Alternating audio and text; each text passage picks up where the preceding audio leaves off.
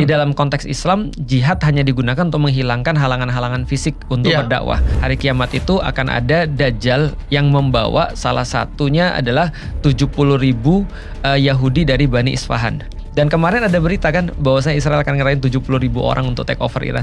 Aku mulai meragukan orang Amerika itu punya intelijensia bagus semenjak Joe Biden terpilih jadi presiden.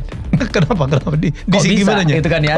Kok bisa orang setua itu gitu kan ya sudah benar-benar menunjukkan gejala demensia dari berbagai segi, tapi masih dipilih jadi presiden. Kalau Epstein Files kemarin tetap dilanjutin, itu kan terjadi civil war.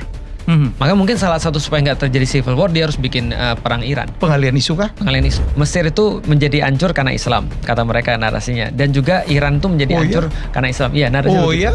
Khamenei ini sudah menunjuk 5 kalau nggak salah pemimpin, dan itu dirahasiakan. Munculnya penguasa baru di daerah Timur Tengah yang nggak punya kekang sama sekali. Boneka juga kah? Israel. Ya, masih dalam suasana puasa. Tamu saya adalah adik saya dari Palembang, kebanggaan, dan waduh kalau ngomong top banget. Ustadz Felix Xiao sudah hadir di studio. Assalamualaikum. Waalaikumsalam warahmatullahi wabarakatuh. Alhamdulillah, Masya Allah ketemu senior lagi. Alhamdulillah. Legend. Sama lah. Ustadz, ini kita nggak bahas yang sekarang lagi terjadi ya, sangat disayangkan ya. Apa Ayatullah meninggal, dan juga baru saja kita dapat kabar Ahmadinejad ya juga baru saja meninggal gitu. Jadi segitunya gini. Jadi perang ini sebenarnya perang agama atau perang ideologi sih sebenarnya sih? Atau ada tujuan lain? Kalau aku melihat tidak dari perang agama dulu ya. Sebenarnya karena keputusannya Trump itu juga dari awal semacam kayak bersesuaian dengan apa narasi yang dibangun sama Israel. Israel itu punya satu impian, dia mau jadi penguasa tunggal di daerah itu. Nah, kalau dia pengen jadi penguasa tunggal, ya satu-satunya di region itu sebenarnya adalah Iran sebenarnya yang belum selesai. Karena Irak kan sudah selesai, lalu terus kemudian Suriah sudah selesai. Nah, di region itu cuma ada Iran. Nah, makanya Iran itu harus disingkirkan biar Israel tuh punya narasi Greater Israel tuh bisa diwujudkan. Nah, itu Greater Israel. Dan itu kan dari sungai Eufrat sampai ke sungai Nil kan berarti. Berarti ada bagian di situ ada Libanon, Yordan, Suriah, termasuk juga adalah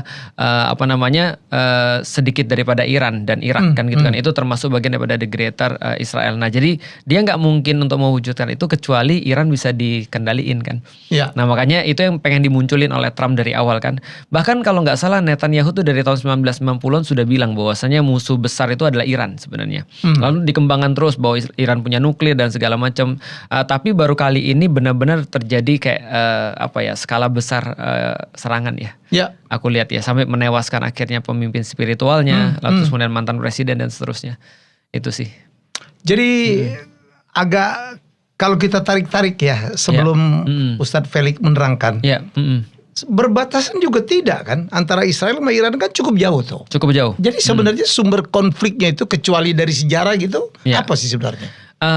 Sumber konfliknya memang jauh. Tapi kita tahu bahwa Iran itu kan negara yang punya influence. Misalnya contoh dia punya influence di Yaman. Makanya kan diperangi sama Arab Saudi kan. Dia punya influence juga di Libanon. Akhirnya selama ini Hizbullah dan segala macam. Jadi influence-nya itu semua dari Iran. Dan Iran kan ternyata kan nggak sendiri kan. Kita tahu bahwa ketika Iran diserang, yang langsung protes kan Cina. Yang berikutnya memberikan sebuah reaksi juga ini kan Rusia. Nah, berarti ini adalah bagian daripada ya balik lagi East vs West. Kalau aku lihat akhirnya, nah Iran cuma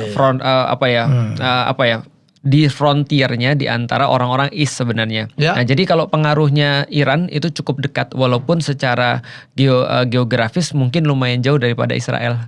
Sebenarnya gitu. Nah, jadi awalnya menurutku sih tidak bisa dimaknai daripada perang agama dulu ya. Karena kita juga nggak jelas nih sebenarnya Israel itu agamanya apa kan gitu. Atau misalnya Amerika apakah dia menggunakan motif agama, ternyata kan juga tidak. Walaupun motif agama itu kadang-kadang disinggung ketika kasus misalnya Palestina. Tapi kalau dalam kasus Iran mereka nggak pernah singgung kasus agama sih. Atau menurut saya Amerika malah motif ekonomi untuk menguasai minyak kan. Menguasai minyak iya.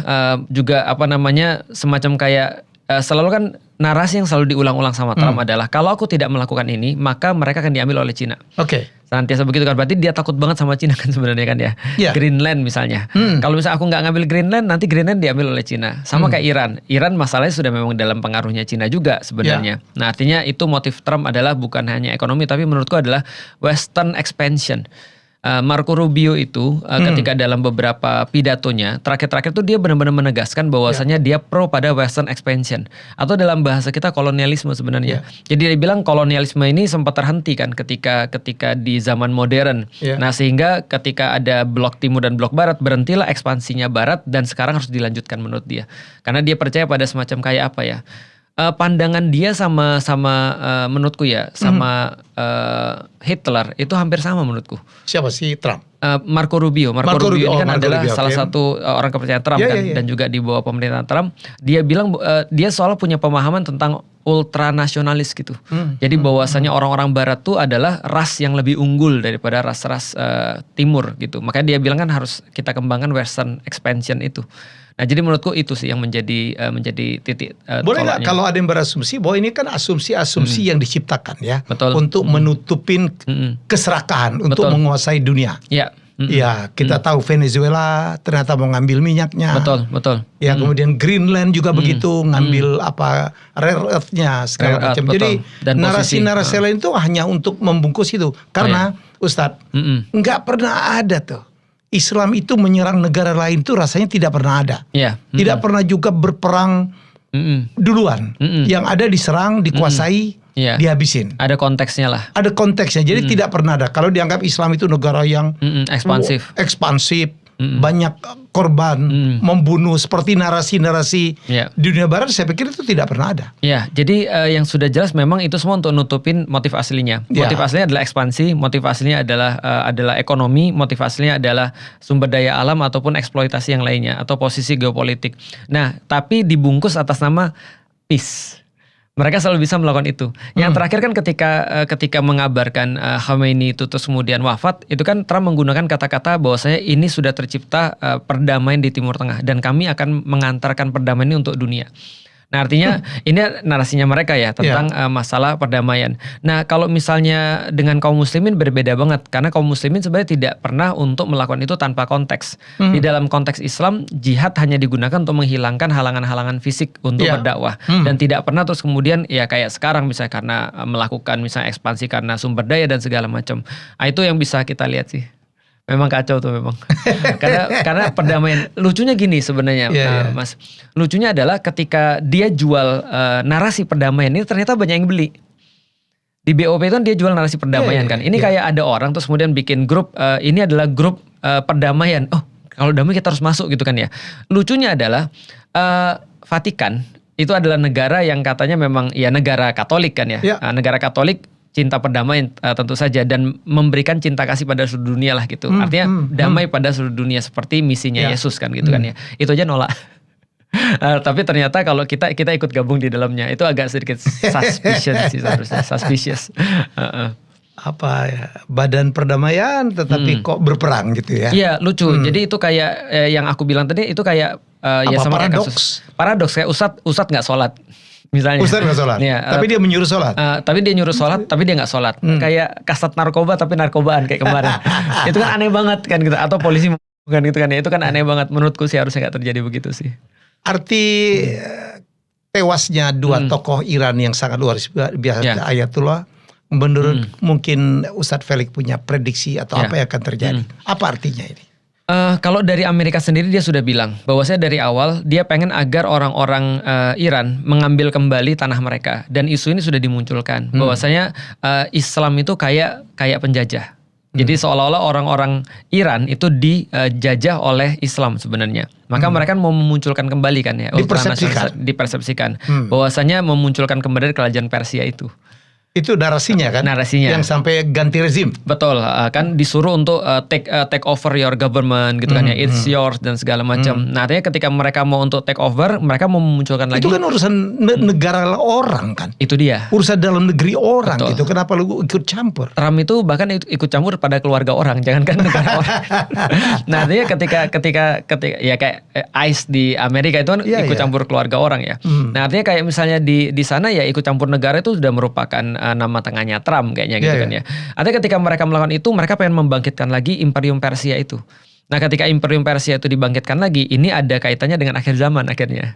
Nah karena kita tahu ya dalam satu hadis Rasul membicarakan tentang hari kiamat kan. Hari kiamat itu akan ada Dajjal yang membawa salah satunya adalah 70.000 Yahudi dari Bani Isfahan. Artinya Isfahan itu ya kota di Iran. Nah berarti ketika dia membawa 70.000 dari Bani Isfahan, selama ini kita mungkin bingung, tapi sekarang kita mungkin sudah terlihat ada beberapa ini ya pencerahan. Andai dua orang ini adalah salah satu signs daripada peristiwa-peristiwa akan datang, itu bisa jadi akan nyambung ke sana. Berarti bisa jadi banget nih ada orang Israel terus menguasai Iran, mereka terus kemudian berkantor di Isfahan, 70.000 terus kemudian akan pergi. Dan kemarin ada berita kan bahwasanya Israel akan ngerahin 70.000 orang untuk take over Iran. Nah itu aku pikir apa ini cocok logi atau bukan ya? Cocok logi ya. Apalagi muncul ya. Anaknya Sareza udah mulai muncul. Udah muncul. Dan dia sudah pergi ke tembok ratapan kan. Karena kita harus ingat bahwa secara sejarah bukan Iran ya, tapi Persia itu punya kedekatan banget dengan Israel. Ya. Saking dekatnya bahkan itu dari masa lalu tuh. Benar. Ya. Cyrus Agung Kores. Cyrus ya. Itu pernah masuk ke dalam Alkitab karena membantu orang-orang Bani Israel untuk membangun kuil Sulaiman kedua kan, Solomon's Temple yang kedua. Nah, artinya itu dan itu juga yang dikatakan oleh Netanyahu. Netanyahu bikin orang-orang Iran agar nostalgia masa lalu. Dulu kalian allies loh sama kami, bahkan bukan allies, kalian tuh dulu bantuin kami loh. Nah, ayo kembali ke masa itu, dia bilang. Ya kalau kita lihat sampai revolusi Iran 79 ya. Dua negara ini kan aman-aman aja kan, baik-baik saja ya. Ketika di masa Shah Reza Pahlavi ya. Ya. Itu sih. Setelah Ayatullah Khomeini muncul baru. Betul. Nah makanya kita cuma bisa melihat yang di permukaan aja ya. Mengenai terus kemudian apapun yang terjadi setelah itu, aku secara pribadi, aku berdoanya sih nggak sampai benar-benar world war ya. Walaupun ini sudah officially terjadi. Karena kita tahu kan bahwasanya ada banyak sekali analis yang mengatakan sebenarnya world war itu sudah terjadi sebelum bahkan Trump pengen ngambil Greenland. Tapi cuma belum official aja karena belum terjadi fireworks kata mereka. Sekarang fireworksnya udah ada. Yang jadi menarik ini banyak juga yang pertanyakan